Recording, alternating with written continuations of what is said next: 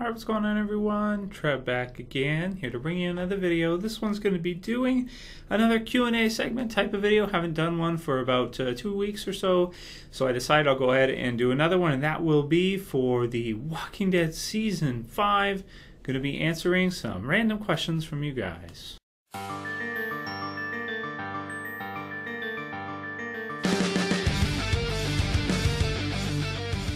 Great, so yes, if you guys have any other questions you want to hear me answer, maybe I can do a part 12 next week or something, please send them to me, because up until the time that we get the trailer released, unless we get some more news for The Walking Dead, I don't have too much for you guys. So please send me whatever questions you have, whatever you're wondering, and I'll go ahead and add them to the list and do them in my part 12 Q&A. Yes, 11 parts already. Wow, it's gone quick, and I've done quite a few of them.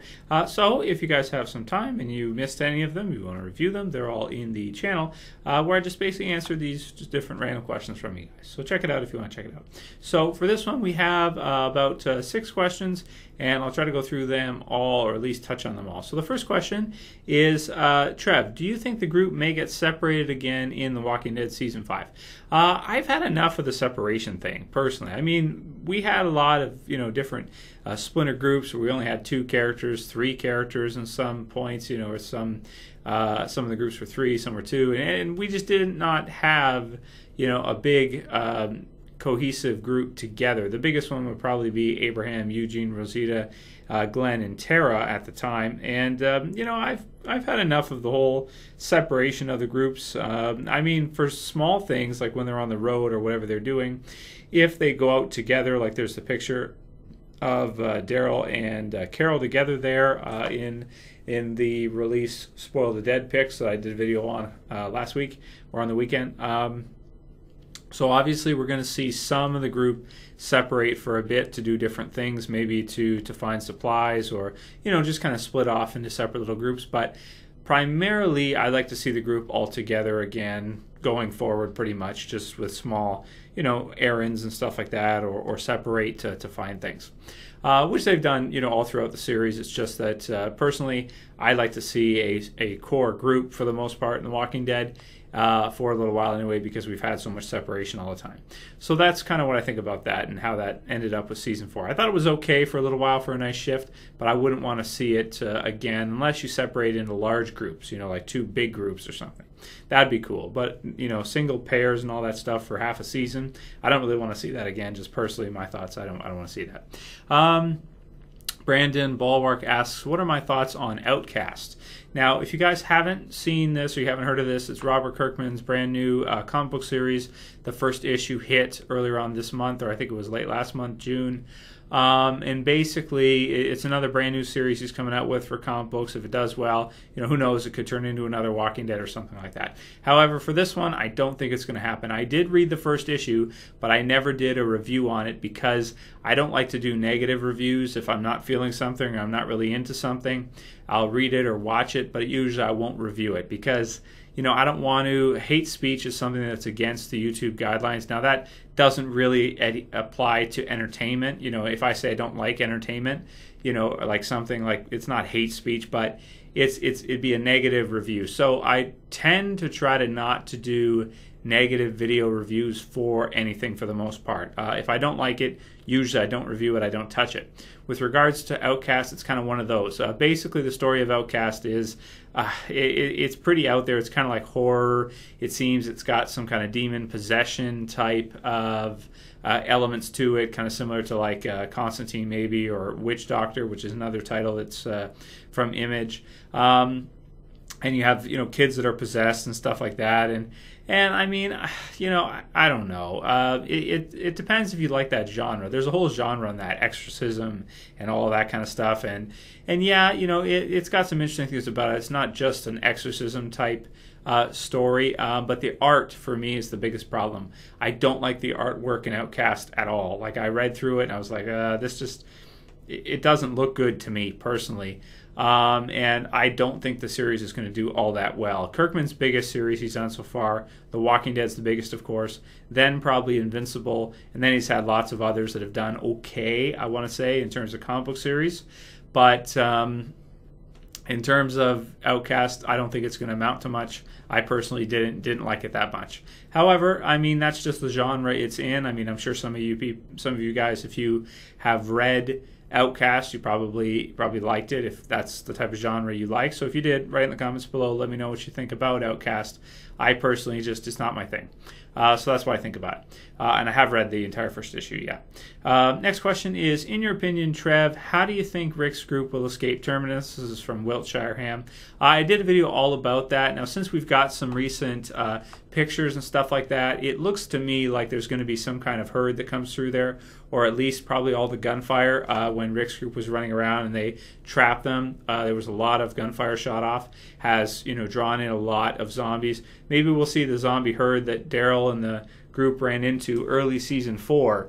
I don't know if they'd be somewhere nearby. They probably aren't that fast moving. It's possible they could be somewhere in the vicinity and could kind of get turned towards that. I think that'd be cool if they heard some of the gunshots and we saw from their point of view like a big herd of walkers come through or something. So I think it's going to be something like that mixed in there, and then in addition to that, it could be Eugene coming up with a strategy to break out of the boxcar.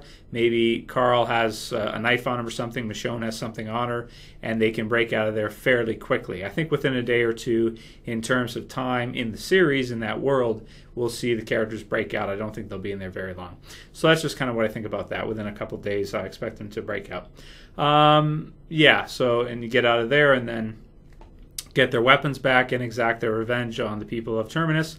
Possibly have to run away, maybe get chased by them and have them involved in at least a little while. It would be a cool storyline. I'd like to see that. Next question is, what do I think is going to happen with Maggie in Season 5? Will she get pregnant? This is one that I might do a whole video talking about. I did a character spotlight on Abraham. I may do one on Maggie fairly soon. Yeah, I mean, I like the concept. I like the idea. You've got Glenn there. We don't know how long Glenn's going to survive for. We don't know how long. Maggie, we don't know for sure. She's going to survive for a very long time. But I think that's a good storyline. I like that we're getting to see, now that the whole, Rick, Shane, Laurie thing has been resolved for a while, Rick's got his storyline there with him and Carl, but we're getting to see more things happen with other characters, more frequently now, like more concentration on others. And like, for example, the Glenn and Maggie them being separated thing. You can't have 16 episodes a season every season with most of the development related to Rick. It's not going to happen. So I do like the idea of Maggie getting pregnant, and whether or not they're going to go with it in Season 5, I would think it'd be later on, Season 6 or 7, but it's a great idea. They just found each other again, maybe, within a season or two, have her get pregnant, something like that. I think it'd be a good storyline for The Walking Dead. I definitely do. So yeah, I like the idea. I just don't think it's going to happen in Season 5 right away. I don't think so. But eventually, I think it will happen. Because it did happen in the comic book series, just so you know. So that's cool. Next question is the Dawsman 1998. He wants to know, what major predictions have you gotten wrong? Or what major predictions that you got right and you got wrong? And he says, like how you predicted Andrea would be around for a long time, and how you thought Beth was scratched after she ran to her mother after Shane opened the barn. Yeah, man, I thought Beth was dead a long time ago. I never thought they would use her to become anything, and I've been wrong about her all the way through, and I've been wrong about Carol all the way through. I've thought they were both going to die off many times previously. They never did. Those would probably be the ones I was most wrong about, Andrea and Carol and Beth. The ones I was right about, I did predict Shane was going to die, beforehand. Laurie was a good one. I had predicted she would die a long time before she actually did, that summer before. Yeah, I figured she was dead for sure, and she was. That was one I got right. But yeah, the thing is, when I do predictions is that, I'm trying to do the best I can to predict where they're going to go with the series based on what we see, and based on where the comic book series went with the TV series. So, when I do predictions, I put myself out there and give my opinion on what I think is going to happen. Now, sometimes I'm totally wrong, sometimes I'm right, sometimes I'm, completely 100% accurate. But that's the risk you take when you're doing predictions, is sometimes you're giving your thoughts on what's going to happen, and sometimes you're wrong, sometimes you're right. I think it's funny, like some viewers will come back and they'll say, oh, it's so stupid, that you thought this was... Well, those people don't make prediction videos themselves. So if they did that for a while, they'd start to see that... their predictions, you're not always going to be right.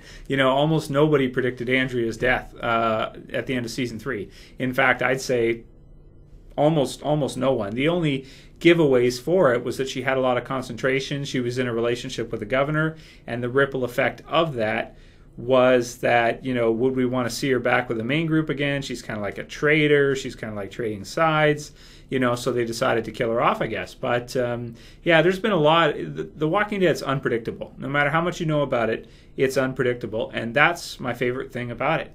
I also didn't really see Merle dying either when he did. And a lot of characters I've been wrong about a lot of predictions. But I still enjoy doing them. So the biggest ones I've been wrong about, those 3 female characters. There's lots of others too. Last season, I was pretty sure we were going to see a death at the end of season 4, and we just didn't. It just didn't happen. So I was pretty shocked by that because I was thinking there was going to be. There was rumors and stuff too, and there was nothing. So that was weird, unless you count Lizzie and Mika, which I personally don't really count too much. I guess so, but you guys know what I mean. And the last question, or just wanted me to give my thoughts on the top 10 worst episodes, or the ones I like the least. Now that one could be something I could do a whole video on because there are a good number. I'll say that I've been doing the throwback reviews for season 2. Right now we're at Save the Last One. And after that, there's a good number of episodes going forward, at least a couple, like Secrets and some of the others that are just not great, not great episodes. Cherokee Rose, Secrets, they're filler. They really are like filler episodes. They could be condensed probably to 1, or at least Chupacabra. They could be shrunk down quite a bit, I would think, because some of them are just, I think that's why Frank Darabont was so pissed, was because he was looking at these episodes and being like, there's almost nothing happening here. I want to do all kinds of big things and big stuff, and you guys aren't giving us the budget. Go to hell. So I think that's kind of what happened. But yeah, a lot of those episodes from there. There's even a couple from season 4, I think, that probably could be in there, of least favorite episodes. Maybe one from season 1, although it's pretty dense and pretty solid in terms of a season. And season 3's got a few too that aren't the best. But I'd have to look in depth, and I'd have to compare and try to come up with a list. So if you guys do want to see that, me count down the top 10 worst episodes of The Walking Dead, please write in the comments below. If you have any more questions for Q&As, send them to me and I'll do another part. Or video suggestions, send them to me. Anyway, that's pretty much all I got to say for this quick Q&A. If you guys liked it, please thumb it up. If you want to help support the channel, please share it and favorite it, and I'll call it here. That's it for this video. I'll see you for the next one. This is Trev, as always, and I'm saying peace, everyone.